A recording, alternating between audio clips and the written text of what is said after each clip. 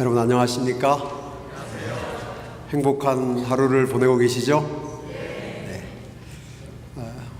오늘 증인의 삶을 많이 연습하셨습니까? 감사합니다. 오늘 저녁에도 우리 귀한 집사님 통해서 아름다운 찬양을 우리에게 허락해 주신 하나님께 감사와 찬송을 드립니다. 어제 나눈 말씀을 잠깐 복습하겠습니다. 사도행전 1장 8절에서 우리가 발견할 수 있는 증인의 3대 명제 기억하시죠? 뭡니까? 첫 번째, 누구나 증인이 되어야 한다. 두 번째는 무엇이죠? 언제나 증인이 되어야 한다. 세 번째는 뭡니까? 대단하십니다. 네, 어디서나 증인이 되어야 한다. 그런데 증인에게 가장 필요한, 가장 확실하고 분명한 증거가 무엇이라고 했습니까? 증거가 있어야 증인이에요. 증거 중에 증거는 무엇입니까? 예수님을 닮은 것입니다. 예수님을 닮은 것보다 더 확실하고 효과적이고 분명한 증거는 없습니다. 그래서 우리는 이 증인에 대한 3대 명제를 이렇게 바꾸어서 말할 수 있습니다. 첫째, 누구나 예수님을 닮아야 한다. 둘째, 언제나 예수님을 닮아야 한다. 그리고 마지막으로 어디서나 예수님을 닮아야 한다. 한번 따라해 봅시다. 누구나 예수님을 닮아야 한다. 언제나 예수님을 닮아야 한다. 어디서나 예수님을 닮아야 한다. 예수님을 많이 닮으시는 이 야영 기간이 되시기를 간절히 바랍니다. 예수님을 닮는 것이 믿음이고 신앙생활입니다. 저도 한 사람의 목사로서 신앙이 무엇인지, 어떻게 살아야 하는지, 또 어떻게 전해야 되는지를 많이 고민하면서 지금까지 지내왔는데, 결국 이제 제가 도달한 결론은 이것입니다. 예수님을 닮는 것입니다. 그래서 제가 묵상해 보니까 예수님을 닮는 것이 칭의고 성화고 영화고 그렇습니다. 예수님을 닮는 것이 회개고 자백이고 그래요. 예수님을 닮는 것이 성장이고 성숙이고 경건입니다. 예수님을 닮는 것이 복음을 전하는 삶이고 이웃을 사랑하는 삶이고 증인의 삶이고 재림을 준비하는 것입니다. 예수님을 닮으면, 예수님을 닮는 삶을 살면 우리가 바라고 원하고 기대하는 모든 것이 그 안에서 이루어집니다. 더 필요한 것이 없어요. 더 바랄 것이 없습니다. 어떤 분이 이런 책을 썼습니다. 더 바랄 것이 없습니다. 그리스도로 충분합니다. 예수를 닮는 삶이면 충분합니다.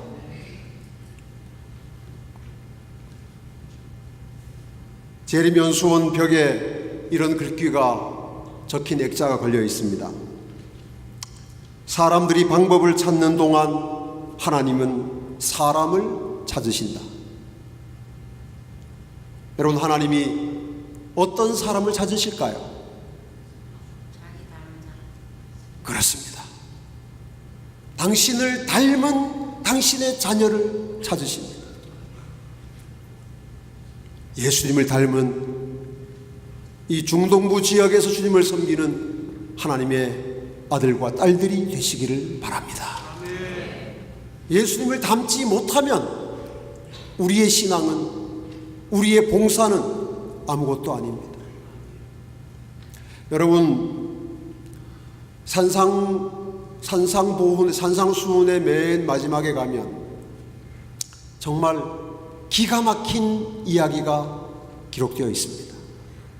기가 막히다고 하면 기가 막히게 좋은 이야기일 수도 있고 기가 막히게 안 좋은 이야기일 수도 있는데, 기가 막히게 안 좋은 이야기입니다.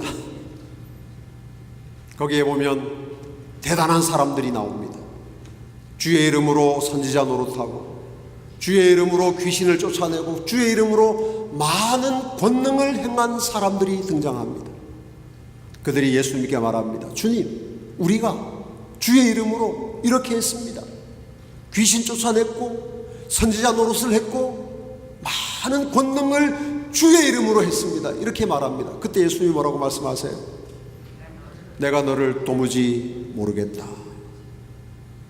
그 다음에 불법을 행하는 자들아 다 내게서 떠나가라. 정말 기가 막힌 말씀이죠. 청천벽력 같은 말씀이죠.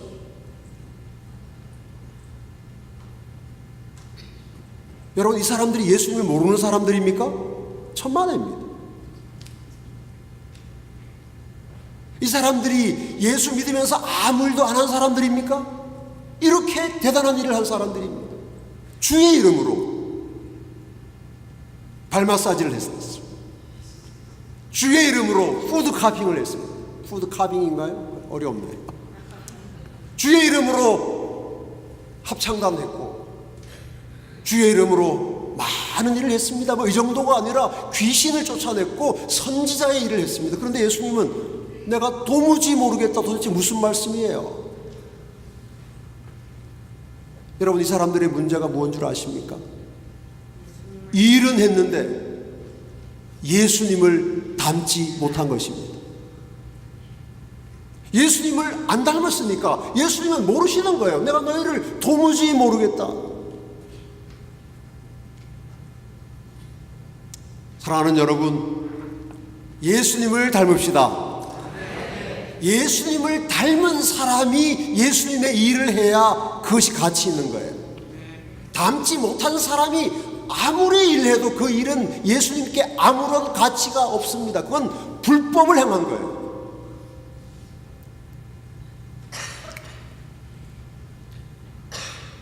그러므로 예수를 닮은 증인이 됩시다.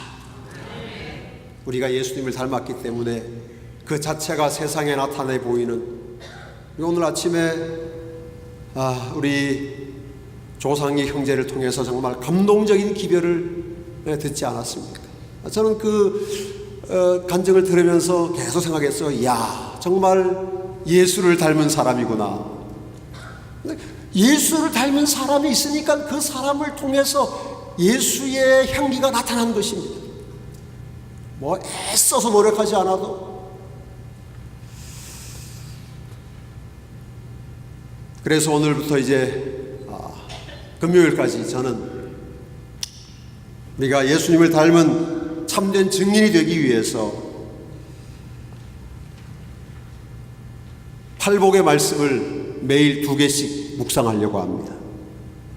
왜냐하면 제가 생각하기에 이 팔복이야말로 우리로 하여금 예수님을 닮게 하는 가장 좋은, 그리고 가장 확실한 기별이 담겨있기 때문입니다.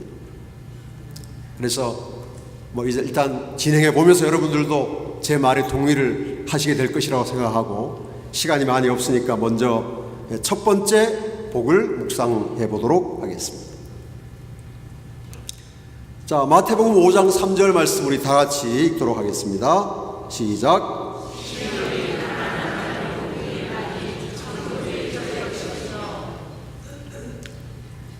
여러분, 마음이 가난하게 되는 것이 예수님을 닮는 것의 시작입니다. 우리가 예수님의 증인이라는 첫 번째 증거는 마음이 가난한 것입니다. 그래서 산상보훈의 출발점, 그리고 팔복의 스타트 라인은 이 심령의 가난입니다. 심령이 가난한 자는 복이 있나니 천국이 저희 것이다. 근데 여러분, 세상에 마음이 가난하지 않은 사람이 있을까요, 없을까요? 마음이 가난하지 않은 사람이 있을 수 있을까요, 없을까요? 없어요. 없습니다. 이 세상에 마음이 가난하지 않은 사람은 사실 없어요. 왜 없습니까? 사람의 마음은 이미 다 죄로 망가진 상태이기 때문에 그렇습니다. 의인은 없나니 하나도 없다라는 말씀은 이 세상에 마음이 부자인 사람이 아무도 없다는 선언이에요. 그러므로 이 세상에 마음이 부자인 사람은 아무도 없는데 예수님 말씀하십니다. 마음이 가난한 사람이 복이 있다. 왜 이런 말씀하셨을까요? 대부분의 사람들이 자신의 마음의 정확한 상태를 알지 못하기 때문입니다. 다 가난해요. 다 가난한데 어떤 사람은 자기가 가난하다는 사실을 깨닫고 있고, 많은 사람들은 자신이 가난하다는 사실을 깨닫지 못하고 있는 것입니다. 그 차이가 있을 뿐이지 모두가 다 가난합니다. 저의 두 아이들이 첫돌이 되었을 때 가족과 주변의 친지들이 선물을 줬습니다. 요즘도 그렇게 하는지 모르지만 하여간 그때는 이렇게 작은 반지를 만들어서 선물로 줬습니다. 뭐 반돈 혹은 한돈 이런 것들인데 이렇게 다 모아보니까 10개쯤 됐어요. 그때 저는 이제 어떤 생각을 가지고 있는가 하면, 목사의 집에, 목회자의 집에 이런 금반지가 있다, 이런 것이 좀 불편했습니다. 그래서 제가 이걸 빨리 팔아서 내가 지금 필요한 거 많이 있으니까, 그때 이제 제가 컴퓨터 하나 사고 싶었는데 이거 팔아서 컴퓨터 사자고. 또 이제 그때 뭐 주로 청소년들하고 야영 많이 다닐 때니까 텐트 좋은 거 하나 사자고. 이거 아무리 그래도 저 집사람이 말을 안 들어요.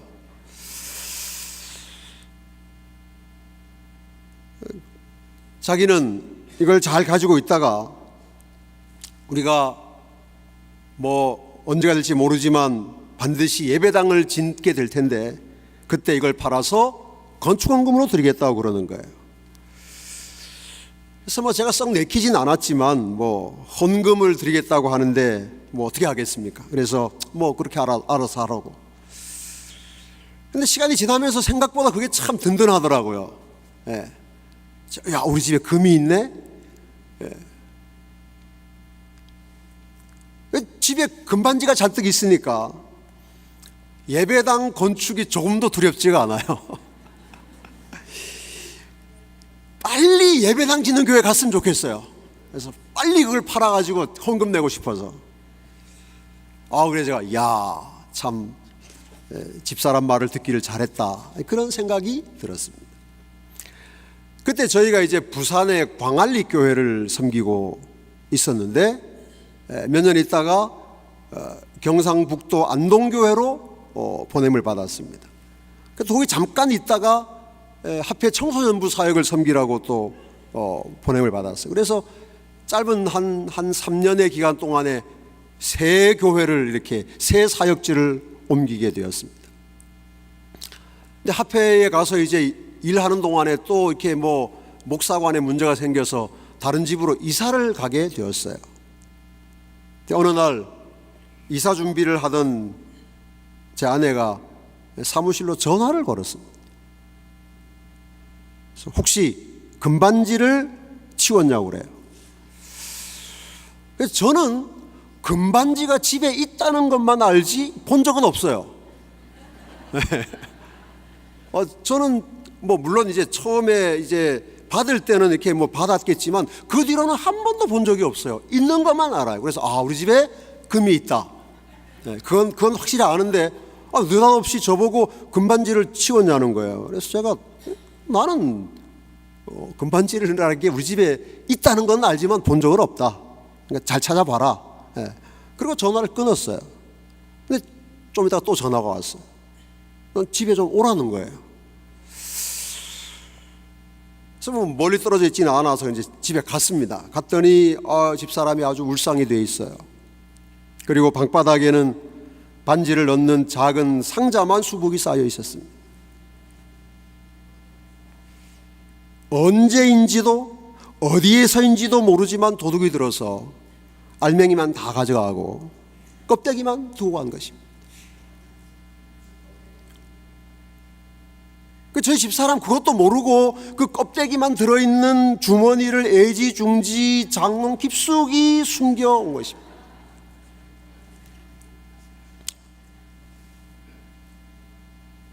실상이 그런데도 우리는 우리 집에 금이 있다. 예배당만 지으면 그거 팔아서 헌금 드리겠다. 이렇게 생각하고 살아온 거예요. 부자라고 착각한 것입니다.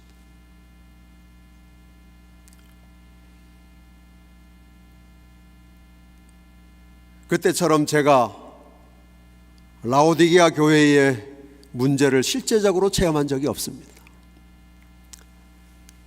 내가 말하기를 나는 부자라 부요하여 부족한 것이 없다 하나 내 곤고한 것과 가련한 것과 가난한 것과 눈먼 것과 벌거벗은 것을 뭐하지 못하도다 알지 못하도다.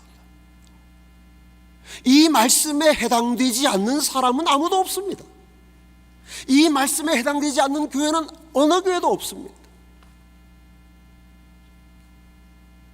여기 오기 전에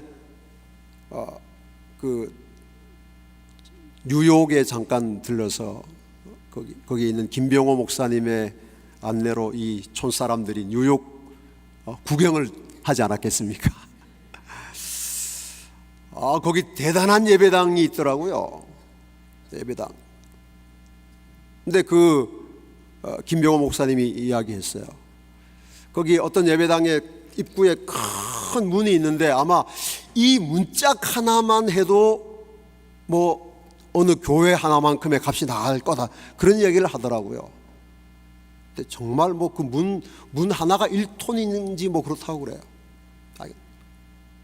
그 교회도 그렇게 뭐 부자인 교회도 이 계시록 3장 17절 말씀에 다 해당되는 교회입니다. 아무리 돈이 많은 사람도, 온 세상이 부러워할 만한 것을 다 가지고 있는 사람도 이 말씀에서 벗어날 수 없습니다.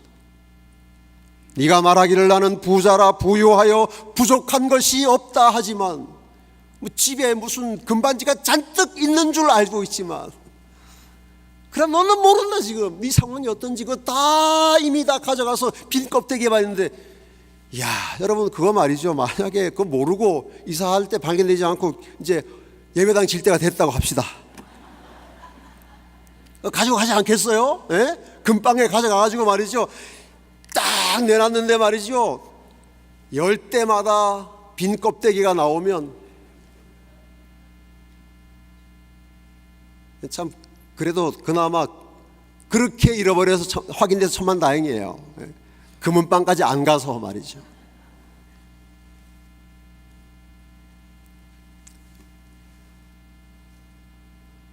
여러분,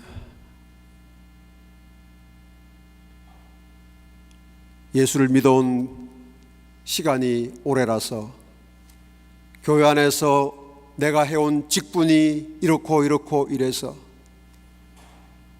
착각할 수 있습니다. 이 정도면 나도 조금은 부자가 아닐까? 먹고 살만하지 않은가? 이 정도면 그래도 좀 인정받아도 되지 않을까? 착각입니다.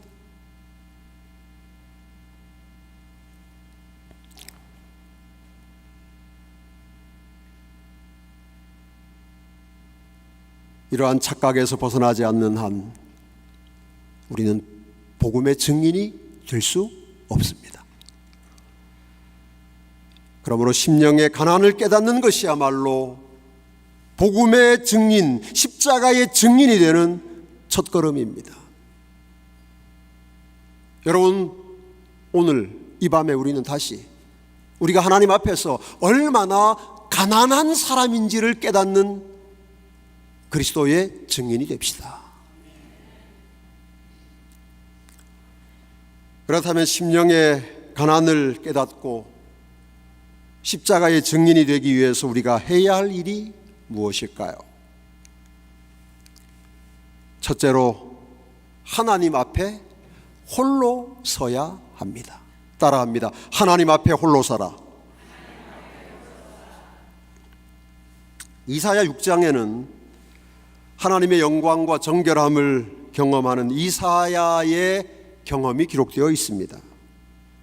지성소에 계신 하나님 앞에 선 이사야가 이렇게 고백합니다. 화로다 나여 망하게 되었도다. 이사야는 선지자입니다. 하나님의 부르심을 받은, 하나님의 택하심을 받은, 그리고 정말 한 시대를 담당한 하나님의 사람입니다. 그런데 그처럼 신실한 하나님의 사람이, 선지자가, 위대한 선지자가 고백합니다. 화로다 나는 망하게 되었도다. 무슨 말이에요? 가난하다는 것입니다. 얼마나 가난한 것입니까?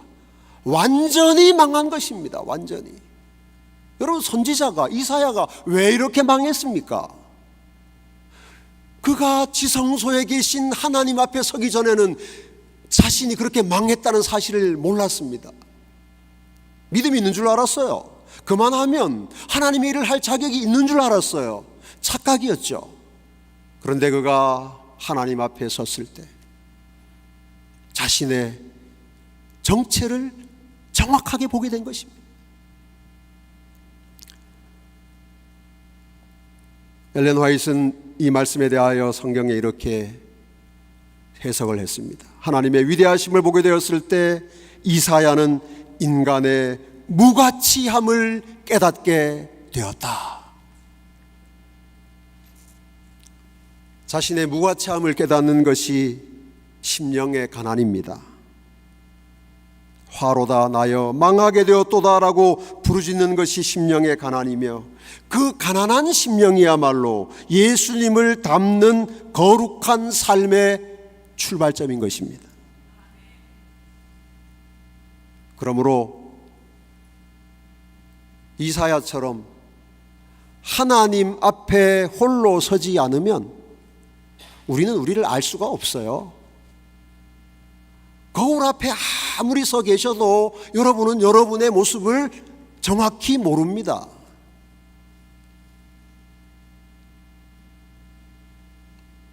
우리가 우리 자신을 알려면, 우리가 얼마나 비참한 상태에 있는지를 확인하려면 하나님 앞에 홀로 서야 합니다. 하나님 앞에 홀로 선 사람만이 자신의 진정한 모습을 발견하게 되고 자기가 얼마나 가난한 상태에 있는지를 깨닫게 되는 것입니다. 그곳에서 우리는 우리의 가난을 해결할 수 있는 그리스도의 의를 갈망하게 되고 예수님을 닮은 그리스도인의 삶을 시작하게 되는 것입니다. 세 천사의 기별은 우리를 하늘 지성소에 계신 예수님 앞에 홀로 서게 하는 기별입니다. 여러분, 여기 각 시대의 대쟁투라는 책에 다음과 같이 귀한 증언의 기별이 기록되어 있습니다. 각 사람은 크신 재판장을 직접 대면하여 서지 않으면 안 된다. 모든 사람은, 함께가 아니에요. 각 사람은 개인적으로 혼자서 크신 재판장을 직접 대면하여 서지 않으면 안 된다. 우리가 오늘 아침 강의 시간에 우리 정정호 목사님 통해서 두 사람의 힘에 대해서 우리가 들었지 않습니까? 둘이나 셋. 한 사람이면 패하겠거니와 두 사람이면 능히 당하거니와 삼겹줄은 쉽게 끊어지지 아니하느니라. 좋은 말씀이에요. 우리가 이 땅에서 살아갈 때, 복음의 증인의 사역을 감당할 때 함께 좋아요. 함께 할 수 있습니다. 함께 해야 합니다. 그러나 하나님 앞에 설 때는 함께 서지 않습니다. 각 사람은 크신 재판장을 직접 대면하여 혼자 서야 합니다. 그러므로 심판이 시작되어 책들이 펴질 것과 마지막 날에 자신의 운명을 결정하는 자리에 서야 할 엄숙한 광경에 대하여 각 사람은 다니엘과 같이 자주 심사숙고하는 것이 참으로 기묘하다. 여러분, 세 천사의 기별은 우리를 하나님 앞에 홀로 서게 하는 기별입니다. 우리가 하나님 앞에 홀로 서는 경험을 하지 못했다면 아직 우리는 세 천사의 기별에 바른 인도를 받지 못하고 있는 것입니다. 하나님 앞에 홀로 서야 내가 어떤 사람인지를 비로소 분명히 깨닫게 됩니다. 하나님 앞에 홀로 서야 하나님의 은혜가 아니면, 십자가의 구속의 사랑이 아니면 완전히 버려진 망하게 된 존재라는 사실을 깨달을 수 없기 때문에 하나님은 너 혼자 내 앞에 서라고 말씀하십니다.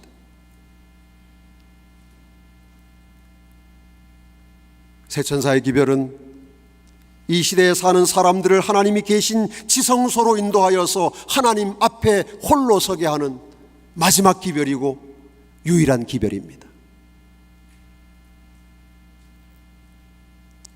오늘날 이 세상에 예수님의 이름으로 모여서 복음을 전하고 그 다음에 예배를 드리는 많은 교회에서 무슨 긍정의 힘, 잘 되는 나, 삼박자 축복, 부자가 되는 것, 만사형통, 이런 것이 하늘의 복이라고 가르치고 믿는 이 시대에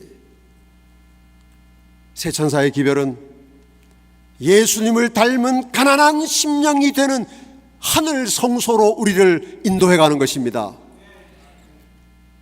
그러므로 이 기별의 인도를 받으시기 바랍니다. 이 기별이 인도하는 대로 예수님이 계신 곳으로 가서 그분 앞에서 우리의 영혼의 가난함을, 심령의 가난함을 확인하고 주님이 주실 수 있는 금으로, 안약으로, 의의 옷으로 여러분의 문제를 해결하시는 하나님의 아들과 딸들이 되시기를 소망합니다. 심령이 가난한 그리스도인이 되기를 원하십니까? 매일 지성소에 계신 예수님 앞에 홀로 서야 합니다. 거기서 예수님의 품성에 나의 품성을 비교해보고 예수님의 삶에 나의 삶을 비교해 보아야 합니다. 그러면 내 품성이 얼마나 더러운지, 내 삶이 얼마나 냄새나는 것인지를 그때서야 알게 되는 것입니다. 내가 애지중지하던 모든 것들이 참으로 무가치한 쓰레기일 뿐이라는 사실을 알게 되는 것입니다. 그리고 그때에 우리가 비로소 그 쓰레기를 내어버리고 예수님의 의를 선택하게 되는 것입니다. 하나님 앞에 홀로 서는 2017년 중동부 야영회에 참석하신 모든 믿음의 가족들 되시기를 주님의 이름으로 축복합니다. 심령의 가난을 깨닫기 위해서 우리가 해야 할 두 번째 우리의 믿음의 자세는 따라합니다. 하나님의 소유에 자신의 소유를 비교하라. 돼지가 먹는 쥐엄 열매로도 배를 채울 수 없게 되었을 때 비로소 탕자는 아버지의 소유와 자신의 소유를 비교해 봤습니다.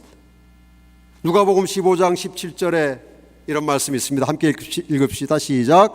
내 아버지에게는 양식이 풍족한 품꾼이 얼마나 많은고 나는 여기서 줄여 죽는구나.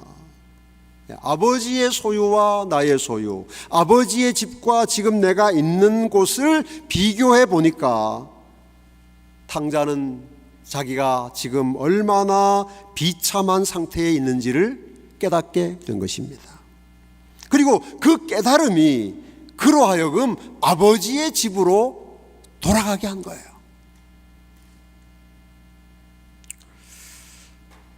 여러분, 우리가 내가 가진 것, 내가 한 일, 나의 의, 나의 노력, 이런 것들을 다른 사람의 것과 비교해 보면 절대로 내 자신의 상태를, 가난한 상태를 정확하게 깨달을 수 없습니다. 왜냐하면 아무리 나보다 훌륭한 사람이라 하더라도 나보다 못하는 것이 반드시 있기 때문에 그래요. 예를 들어서 내 옆에 있는 사람이 99가지를 잘하고 한 가지를 못한다고 합시다. 여러분, 100가지를 다 잘하는 사람 없으니까, 그렇죠? 나는 한 가지를 잘하고 99가지를 못합니다. 그래도 비교하면 우리는 99가지 내가 부족한 게 보이는 게 아니라 한 가지 내가 잘하는 게 더 크게 보여요. 그게 사람입니다. 그게 그게 죄된 본성이라는 게 그렇게 돼 있어요. 그렇게 변질된 것입니다. 그래서 누구하고 비교해 봐도 그 사람이 모든 면에서 나보다 낫다, 그런 사람은 세상에 없어요. 그러니까 그 한 가지를 가지고 뭐 하는 거예요? 그래, 이건 내가 네보다 낫지, 이렇게 되는 거예요. 그러면 그 한 가지를 가지고 점점 키우면 그 다음에 내가 그 사람보다 나은 사람이 되는 겁니다. 우리가 다 그런 일을 하는데 선수들이에요. 네. 여러분이 다 안 그런 것처럼 가만히 계시지만 다 그러고 사신다고요.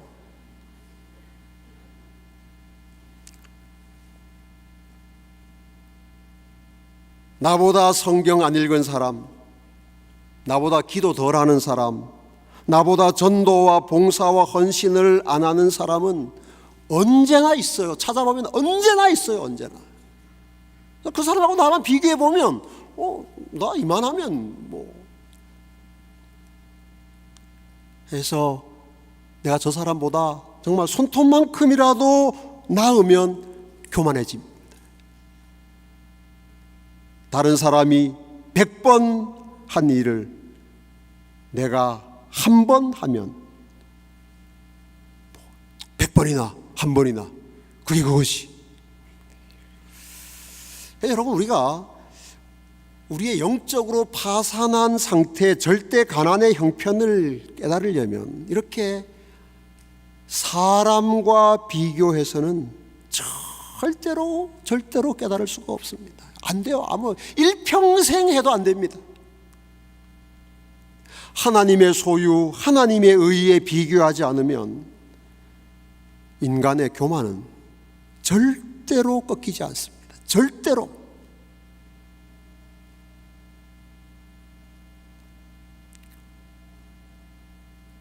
이것이 바로 우리가 믿음의 주요 또 온전케 하시는 예수만 바라보아야 하는 이유입니다.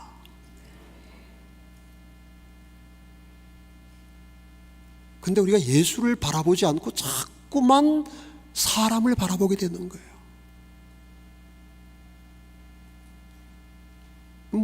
저의 고백이고 저의 고민입니다. 예수님은 가끔씩 바라봅니다. 가끔씩. 예수님 거기 계시군요. 감사합니다. 그 다음에 사람들하고 막 비교해서 나 이만큼 한참 하다가 예수님 안녕하시죠. 또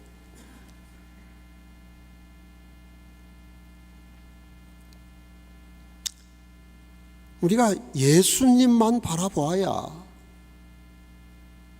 내가 얼마나 악하고 교만하고 무가치하고 정말 이사야가 고백한 것처럼 망한 사람인지를 알게 되는데, 예수님 바라보는 일에 자꾸 실패하니까 점점 예수님을 믿고 살아온 세월이 길어지면 길어질수록 무감각해지고 교만해지고 이기적이 되고 우리의 삶의 변화가 없는 것이죠.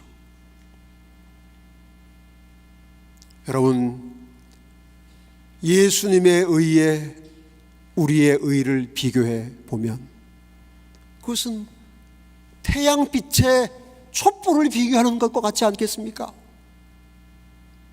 근데 태양을 안 보니까 촛불을 가지고 마치 세상을 자기가 밝히고 있다고 착각하는 것이죠.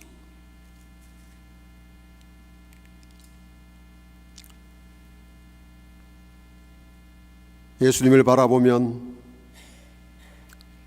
마음이 온유하고 겸손하신 예수님을 닮게 되는 것입니다.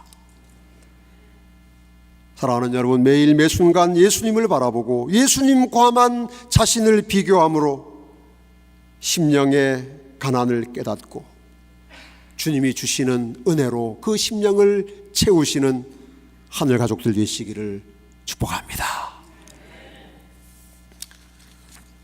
이제 두 번째 복을 살펴보겠습니다. 마태복음 5장 4절 두 번째 복 함께 읽읍시다. 시작. 애통하는 자는 복이 있나니 저희가 위로를 받을 것입니다.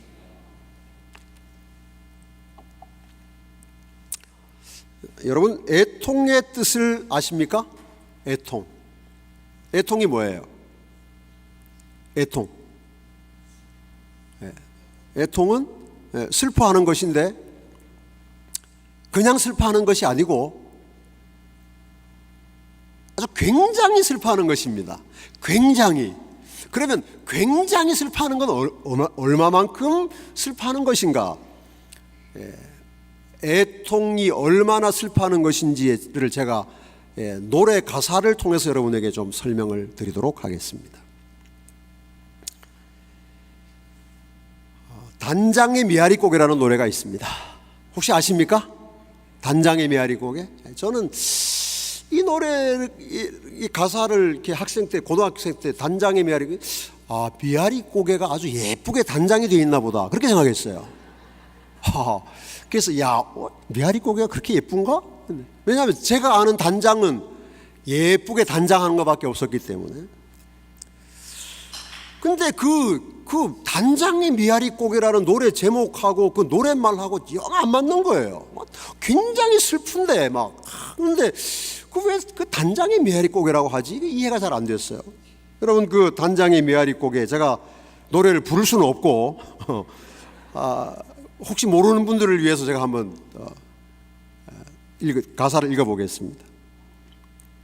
미아리 눈물고개 울고 넘던 이별고개 화약 연기 앞을 가려 눈 못 뜨고 헤매일 때 당신은 철사줄로 두 손 꽁꽁 묶인 채로 뒤돌아보고 또 돌아보고 맨발로 절며 끌려가던 그 고개여 한마는 미아리 고개. 이제 한국 전쟁 때 아마 북한군이 이제 서울에서 인천 상륙 작전으로 이렇게 밀려 올라가면서 많은 사람들을 이렇게 이제 납치해 갔는데 어떤 한 여인의 남편이 끌려간 것입니다. 그렇죠? 철사줄로 두 손 꽁꽁 묶인 채로 이제 가면서 이제 다시 돌아올 수 없다는 사실을 알아요. 그리고 그 아내를 돌아보고 또 돌아보고 맨발로 절며 끌려가는 그 남편을 바라보는 아내. 그 아내의 마음이 담겨 있는 곳이 바로 단장의 메아리고개예요. 여러분, 그럼 메아리고개가 지금 뭘로 단장됐을까요?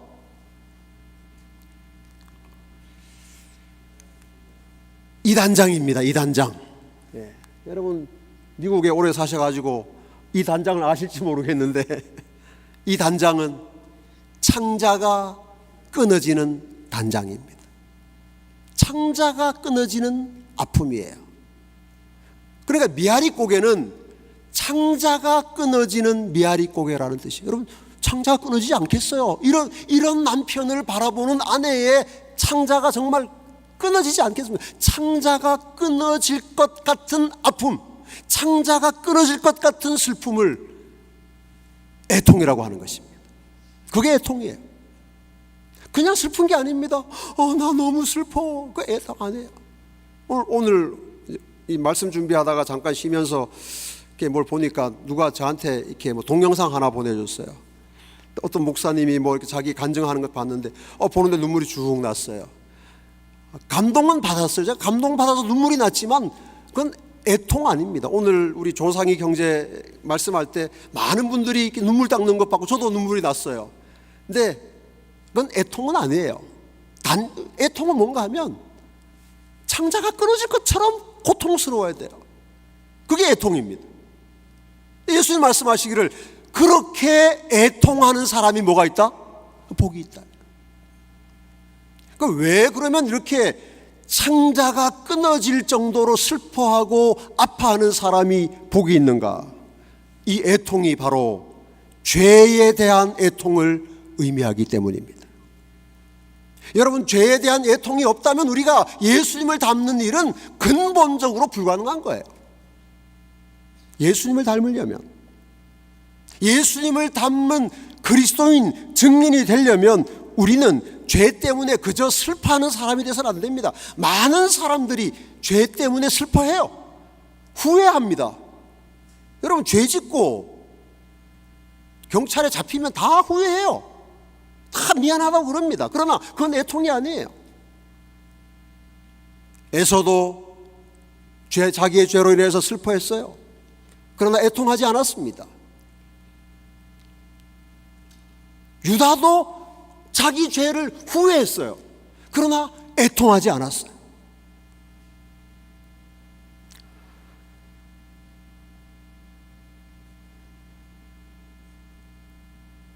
여러분, 예수님을 닮기 위해서 우리에게 필요한 것은 죄로 인해서 슬퍼하는 것이 아니라 죄 때문에 애통하는 것입니다. 하나님과 나 사이를 갈라놓은 죄 때문에, 예수님처럼 살지 못하는 죄 때문에 우리는 창자가 끊어지는 애통을 해야 하는 것입니다. 그래야 예수님을 닮을 수 있고, 그래야 죄를 버릴 수 있고, 그래야 세상을 향하여 능력 있는 증인의 삶을 살 수 있는 것입니다. 애통하는 그리스도인, 애통하는 증인들 되시기를 주님의 이름으로 축복합니다.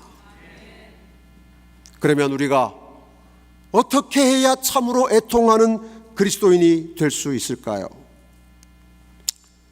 첫째로, 죄를 숨기려는 유혹에 빠지지 말아야 합니다. 따라하겠습니다. 죄를 숨기려는 유혹에 빠지지 말라.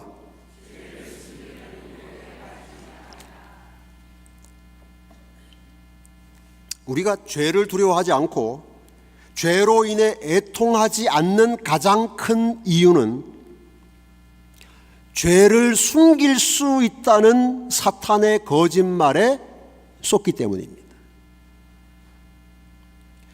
사탄이 우리에게 하는 시험과 유혹이 수십만, 수백만, 수천만 가지지만 그것을 다 모아서 딱 하나로 만들면 이것입니다. 죄를 가지고 있어라. 죄를 가지고 있어라.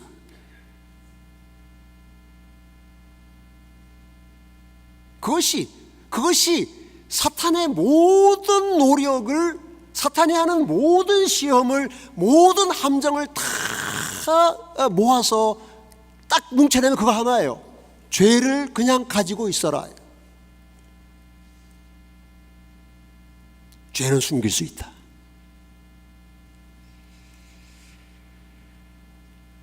여러분, 우리가 이 사탄의 거짓말에 속아서 죄를 숨길 수 있다고 생각하는 한 결코 죄 때문에 애통하지 않습니다. 그러다가 들통나면 슬퍼해요. 왜냐하면 그 죄 때문에 치러야 될 값이 두려워서. 애통이 아닙니다. 자기 스스로 죄를 해결할 수 있다고 생각하는 사람은 절대로 애통할 필요가 없어요. 숨길 수 있는데, 해결할 수 있는데 뭐 한다고 창자가 끊어지도록 애통하겠습니까?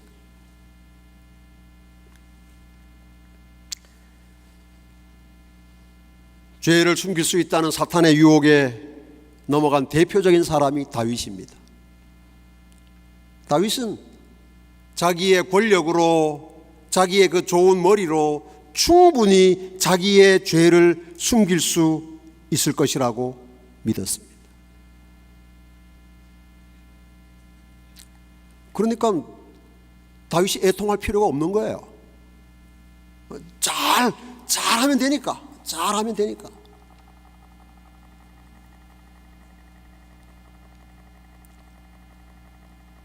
그런데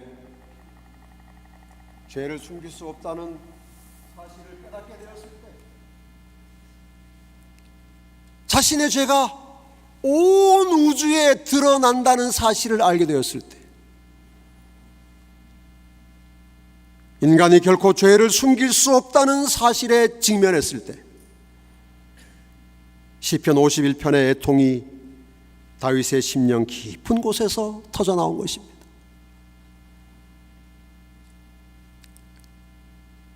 애통은 죄를 숨기지 않는 사람, 죄를 변명하지 않는 사람에게만 일어나는 영적인 경험입니다. 제가 필리핀에서 공부하는 동안에 가족들과 함께 태국 여행을 한 적이 있습니다. 태국의 그 방콕의 유명한 관광지가 그 플로팅 마켓, 수상시장, 거기 아침에 일찍 구경을 갔다가 작은 두리안을 하나 샀습니다. 그때는 식구들 중에 저만 두리안을 먹을 때라서 그 작은 걸 샀지만 다 먹지 못했어요.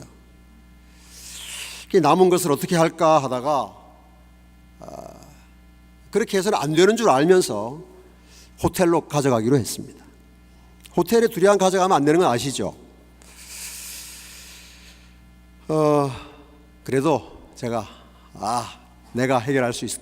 제가 집사람과 아이들이 다 보는 데서 대범하게 제가 아주 죄를 선택한 것입니다.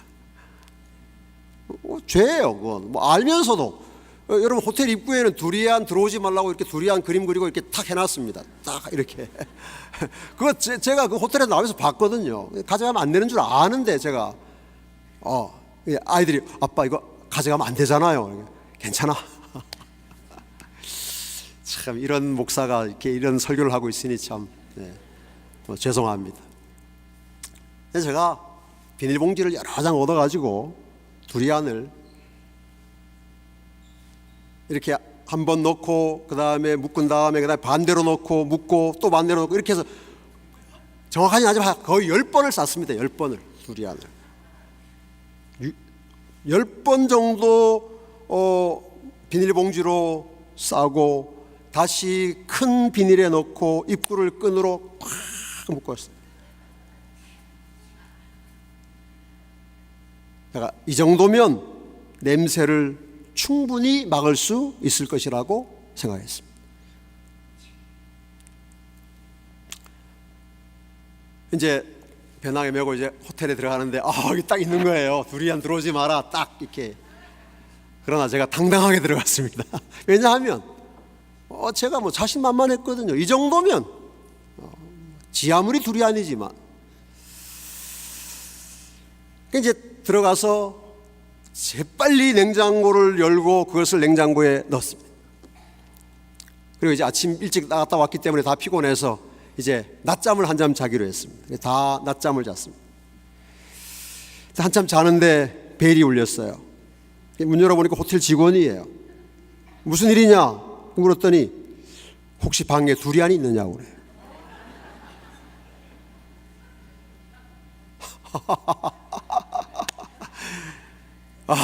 정말 깜짝 놀라서 그래서 어떻게 하느냐 물어봤더니 옆방에서 신고가 나왔다는 것입니다. 옆방에서 신고가 왔다는 거예요. 아니, 저는 무슨 CCTV라고 그러면 그래도 좀 이해가 가겠까. CCTV에 뭐 두리안이 나온지 모르지만 하여간 와, 옆방에서 신고가 들어와서 물어본다는 거예요. 그렇다면 두리안 냄새가 10겹의 비닐을 뚫고 나와서 꽁꽁 묶은 큰 봉투에서 나와서 냉장고 문을 뚫고 나와서 창문인지 출입문인지는 모르지만 그것을 통과해서 옆방의 창문인지 출입문인지 모르지만 그리고 들어간 거예요.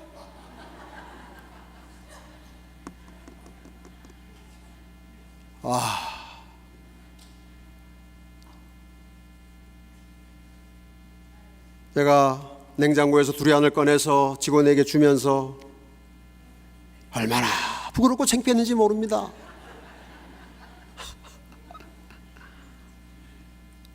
애들이 깨가지고 아빠 그거 안 된다고 그랬잖아 막 이렇게 하고.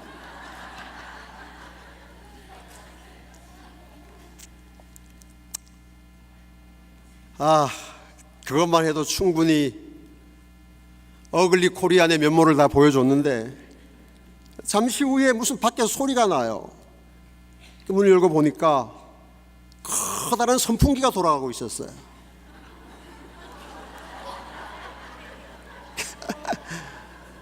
냄새를 날려버리기 위해서 직원이 갖다 켜놓은 거예요.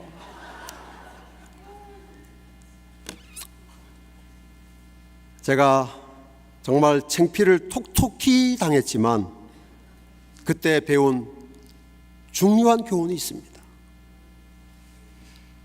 두리안 냄새처럼 죄는 절대로 숨겨지지 않는다는 거예요. 여러분, 이 사실을 명심하셔야 합니다. 우리가 하나님 백성으로 이 땅에 사는 날 동안, 우리가 증인의 사명을 감당하는 날 동안 한순간도 어떤 경우에도 어디에서도 이 사실을 잊어버리면 안 됩니다. 죄는 어떤 경우에도 숨겨지지 않습니다. 착각할 뿐이에요. 숨길 수 있다고. 두리안을 100겹을 싸면 괜찮을까요?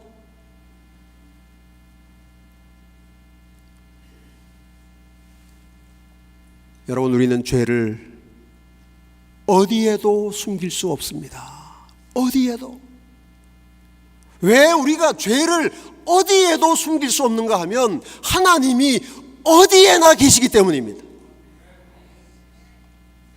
우리가 하나님의 무소부지하심을 믿는 사람들이 죄를 내 마음속 어디 깊은 곳에 숨겨놓는다고 그 냄새가 안 날 것 같습니까?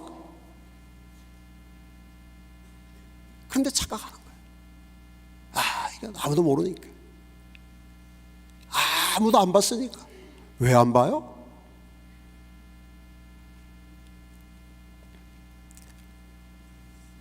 우리는 죄를 시간 속에 숨길 수도 없어요. 우리는 뭐 시간 많이 지나면 죄가 잊혀질 거라는 기대를 갖고 있기 때문에 이 세상에 무슨 형법에서 범죄의 무슨 기간이에요, 그게? 예? 유효기간이 아니고 공소시효. 예.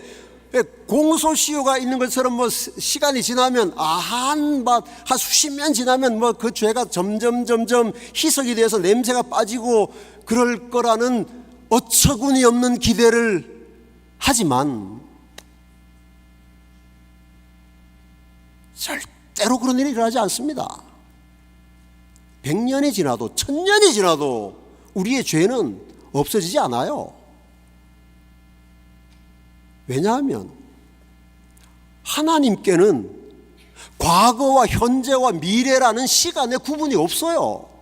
하나님은 과거부터 현재와 미래를 다 한눈에 한 점처럼 보시는데 우리가 우리의 죄를 한 1000년 전에 무슨 숨겨놨다고 해서 그 죄가 가리워집니까? 아니에요.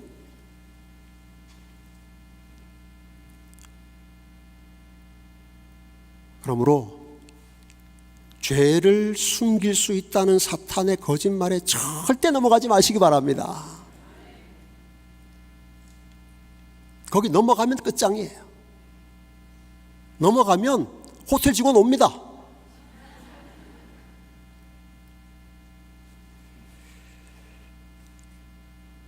죄는 숨길 것이 아니라 해결해야 되는 거예요. 해결.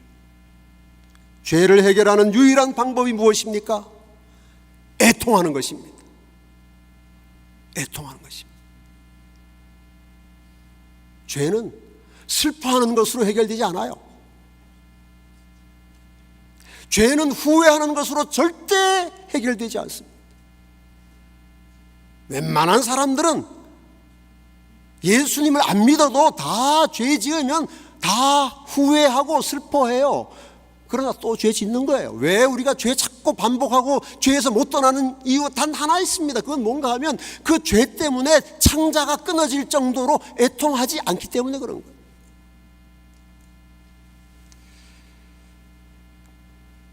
여러분, 여기 시편 32편에 다윗이 이런 시를 썼습니다. 허물의 사함을 얻고 그 죄의 가리움을 받은 자는 복이 있도다. 마음에 간사가 없고 여호와께 정죄를 당치 않은 자는 복이 있도다. 내가 토설치 아니할 때에 종일 신음함으로 내 뼈가 쇠하였도다. 다윗이 죄를 자기 마음에 어딘가 감춰놓고 있는 거예요 지금. 내가 토설치 아니할 때 종일 신음함으로 내 뼈가 쇠하였도다. 그랬더니 어떤 일이 일어났어요. 주의 손이 주야로 나를 누르시오니 내 진액이 화하여 여름 가물의 마름같이 되었나이다. 왜 이렇게 사는 거예요? 왜? 왜 이렇게 죄를 숨겨놓고 죄를 자기가 가지고 이렇게 고생하며 사는 것입니까? 여러분, 이렇게 살면 안 돼요. 이렇게 살면 그리스도인도 아니고 증인도 아닙니다. 그래서 다윗이 이렇게 했습니다. 내가 이르기를 내 허물을 여호와께 자복하리라 하고 주께 내 죄를 아뢰고 내 죄악을 숨기지 아니하였더니 어떤 일이 일어났습니까? 주께서 내 죄의 악을 모하셨나이다. 이렇게 살아야죠. 이렇게 살아야 증인이죠. 이렇게 살아야 그리스도인이죠. 이렇게 살아야 하나님의 백성이죠. 그렇게 사시기 바랍니다.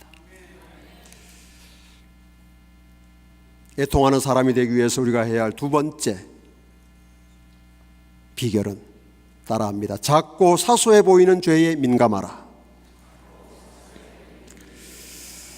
여러분, 그리스도인을 무너뜨리는 죄는, 넘어지게 하는 죄는 드러난 죄, 잘 보이는 죄, 크고 엄청난 죄가 아니라 작고 사소해 보이는 죄, 작고 사소한 죄가 아니고 작고 사소해 보이는 죄예요.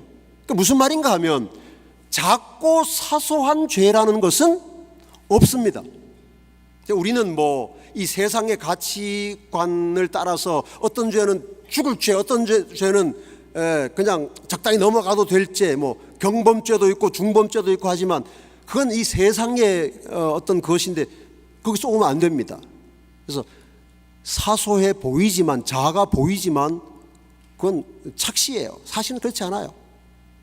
근데 문제는 하여간 작고 사소해 보이는 죄에 우리가 민감하지 않으면 애통하지 않아요. 우리가 사람을 죽였어요. 무슨 남의 여자를 무슨 강제로 데리고 왔어요. 무슨 사기를 쳤습니까? 그런 죄는 아무도 안 짓잖아요. 그러니까 애통하지 않는 거예요. 그런데 우리가 다 애통해야 되거든요. 작고 사소해 보이는 죄에 민감해지면 애통할 수밖에 없는 것입니다. 히브리 12장 1절에 이러므로 우리에게 구름같이 둘러싼 허다한 증인들이 있으니 모든 무거운 것과 얽매이기 쉬운 죄를 벗어버리고, 그런 말씀이 있어요. 얽매이기 쉬운 죄. 이 얽매이기 쉬운 죄는 큰 죄일까요? 작게 보이는 죄일까요? 아주 심각한 죄일까요? 별것 아닌 것처럼 보이는 죄일까요? 그런 것들이 얽매이기 쉬운 죄예요. 마음속으로 뭐 미워하고 뭐 아무도 모를 때 그냥 뭐 이렇게 어떻게 이런 것들은 참 얽매이기 쉽지요. 뭐 창피도 안 당하고 그러니까. 여러분, 우리가 주님이 말하신 대로 애통하는 그리스도인 되기 위해서는 이렇게 작고 사소해 보이는 죄에 민감한 그리스도인이 되어야 합니다. 저는 재림 성도로서, 재림 교인으로서 정말 하나님께 감사하는 것 뭐 많이 있지만 그 중에 하나가 우리에게 주신 예언의 신의 증언입니다. 이 예언의 신의 증언을 여러분이 읽으시면 이 세상에 있는 어떤 책보다 예언의 신의 증언만큼 내 마음속에 갈피 깊이 새겨져 있는 나도 모르는 죄를 꺼내서 보여주는 책이 없어요. 여러분, 그런 책이 있으면 한번 얘기해 보시기 바랍니다.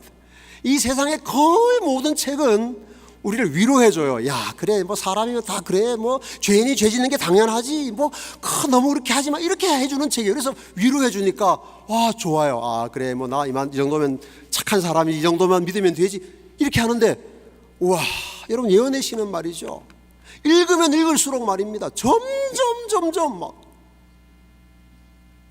제가 알아요. 그래서 요즘 왜 이렇게 예언의 신이 재림 성도들에게 자꾸 인기가 없어져 가는가 가만히 생각해 보니 그거예요. 너무 막 그냥 죄를 막. 근데 여러분, 그것이 바로 하나님이 우리를 사랑하시는 증거라는 사실을 믿으시기 바랍니다. 이 세상에 있는 책 중에 예언의 신의 증언만큼 죄에 대하여 예민하고 철저하게 우리의 죄를 찾아서 보여주는 책이 없어요.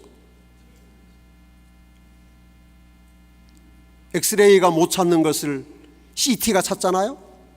CT가 못 찾는 것을 MRI가 찾는다면서요. 뭐 저는 잘 모르지만 뭐 그것보다 더 잘 찾는 게 나올지 있는지 모르지만 제가 아는 건 거기까지.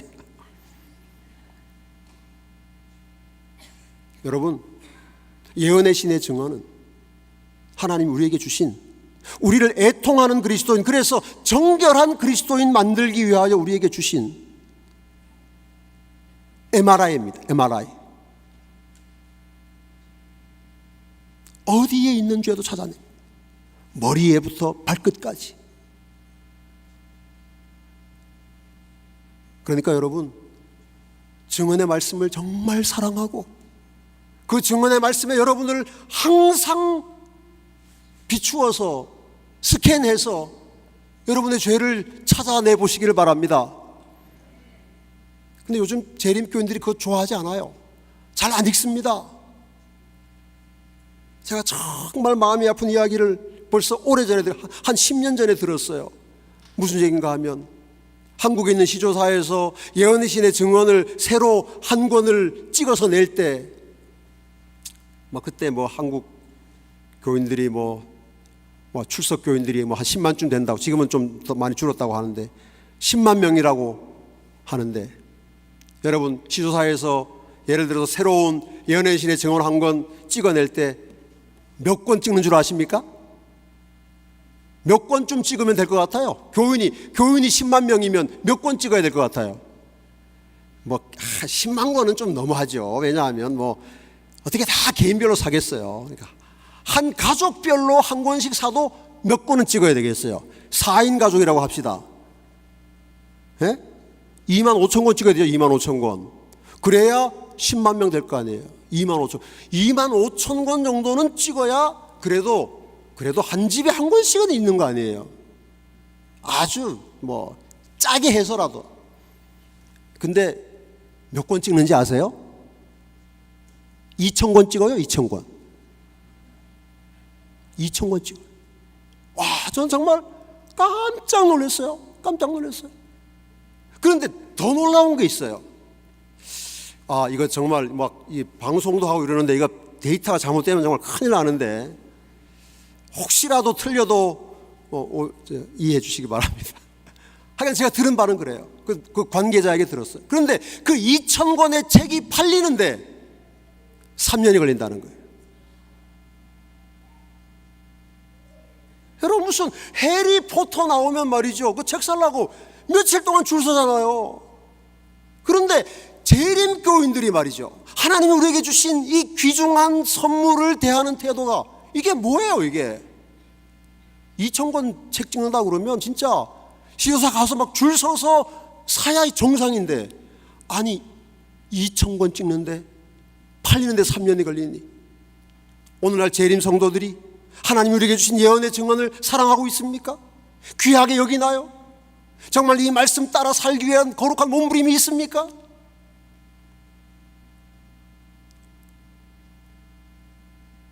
증언의 말씀이 우리에게서 존중받지 못하니까 우리는 우리의 죄를 잘 모르는 거예요. 우리의 상태를 잘 확인할 수 없는 것입니다. 부디 성도들이시여, 귀한 증언의 기별로 여러분의 몸과 마음을 계속 체크하셔서 여러분의 영적인 건강을, 여러분의 죄의 문제를 확인하고 그리스도 앞에 가서 해결받는 복받은 성도들이 되시기를 간절히 바랍니다. 죄가 아무리 작은 것일지라도 우리는 그것을 마음에 머물도록 용납해서는 안 된다. 만일 우리가 죄를 정복하지 않으면 죄가 우리를 정복하고 우리를 멸망시킬 것이다. 그들이 방종했던 죄가 얼마나 작은 죄들이었느냐에 상관없이 그 죄들이 정복되지 않는 한 영혼을 멸망시킬 것이다. 우리의 싸움은 다른 거 아닙니다. 죄와의 싸움이에요. 죄를 버리느냐 가지고 있느냐. 사탄은 가지고 있어도 된다고 말합니다. 숨길 수 있다고 말합니다. 예수님 말씀하십니다. 내게로 가져와라. 너는 그거 절대로 못 숨긴다. 너 해결 못한다. 여러분, 폭탄을 어떻게 우리가 해결할 수 있겠어요? 전문가에게 맡겨야죠.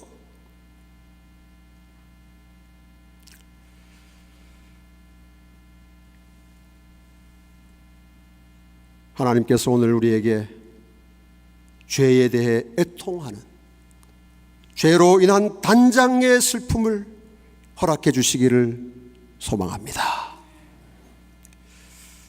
이제 각시대 대쟁투에 기록된 증언을 한 구절 읽고 찬미를 부르겠습니다. 하늘에서 조사 심판이 진행되고 있는 동안, 회개한 신자들의 죄가 성소에서 도말되고 있는 동안, 세상에 있는 하나님의 백성들 사이에는 정결케 하고 죄를 버리는 특별한 일이 이루어져야 한다. 예수께서 하늘에서 우리를 위하여 마지막 속죄 사업을 하시는 이 엄숙한 때에 이 땅에 있는 하나님의 백성들 사이에는 정결케 하고 죄를 버리는 특별한 일이 이루어져야 한다. 죄를 버리는 특별한 일이 여러분의 개인의 삶에서 일어나기를 주님의 이름으로 축복합니다. 죄를 버리는 특별한 일이 여러분의 가정에서, 여러분의 섬기는 교회에서, 재림교단에서 일어나게 되기를 간절히 소망합니다.